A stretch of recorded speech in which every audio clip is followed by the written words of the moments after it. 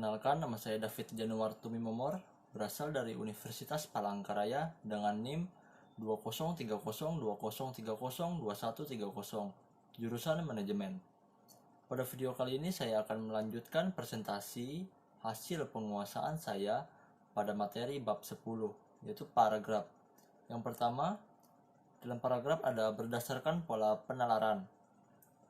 Banyak cara yang dapat dilakukan untuk menuangkan gagasan dalam sebuah karangan ilmiah atau tulisan lainnya.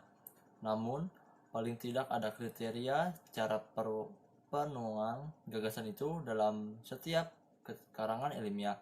Seluruh gagasan itu dikemas dalam bentuk paragraf. Dalam setiap paragraf harus dipastikan ada gagasan pokok atau gagasan utamanya. Sedangkan gagasan lain yang ada dalam paragraf itu merupakan penjelas. Kemudian ada paragraf deduktif.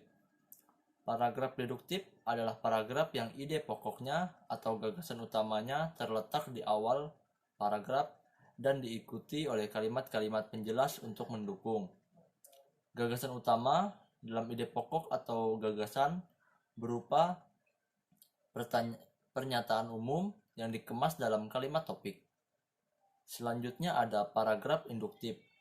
Dalam paragraf induktif adalah paragraf yang kalimat topiknya terdapat pada bagian akhir.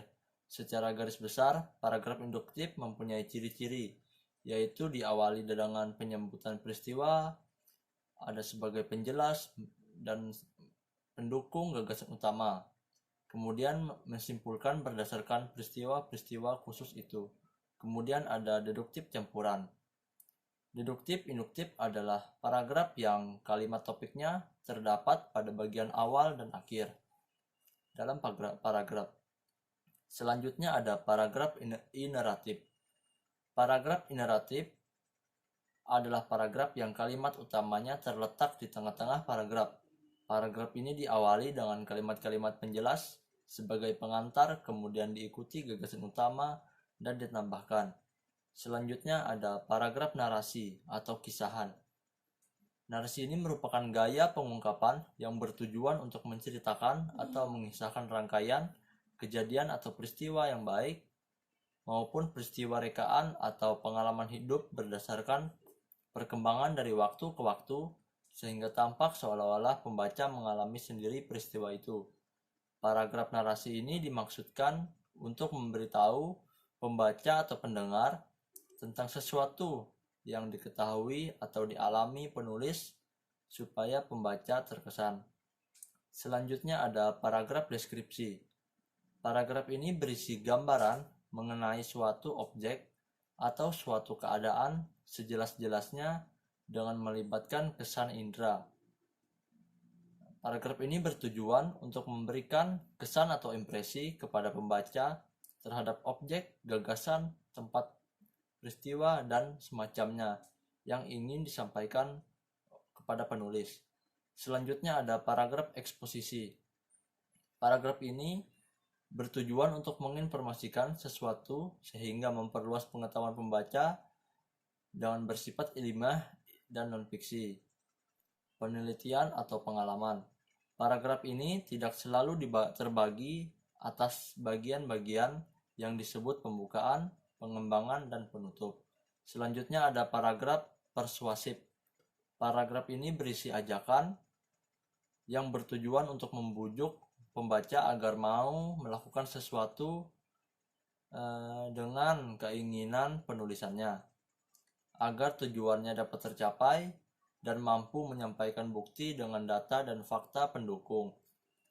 Contoh dari paragraf persuasi yang sering kita temukan adalah propaganda yang dilakukan oleh berbagai lembaga, badan atau organisasi, serta iklan yang disampaikan dalam berbagai media untuk menarik perhatian konsumen dan mempromosikan suatu produk.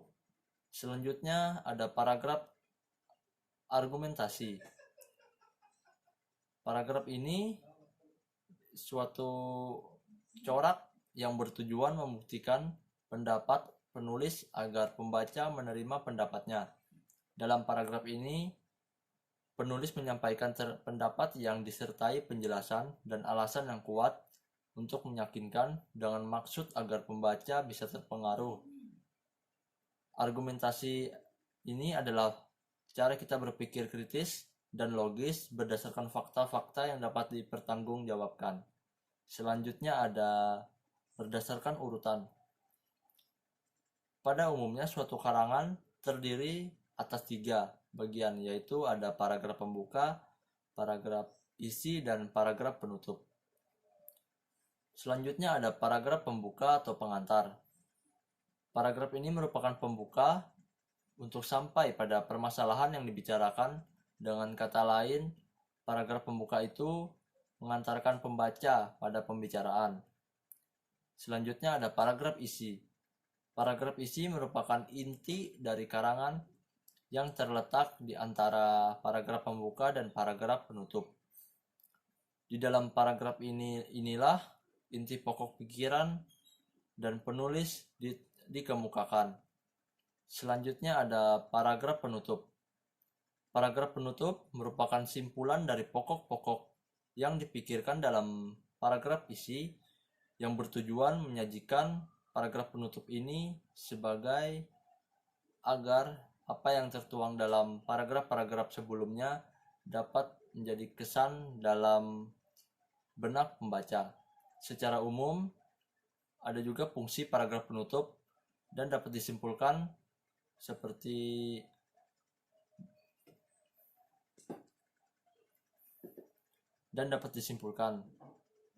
paragraf penutup menunjukkan bahwa karangan sudah selesai. Kemudian ada paragraf ini mengingatkan atau menegaskan kembali kepada pembaca akan pentingnya pokok pembahasan. Dan yang terakhir, berupaya untuk memuaskan pembaca dan untuk mendapatkan pandangan baru untuk menyajikan kesimpulan. Sekian pembahasan saya. Terima kasih.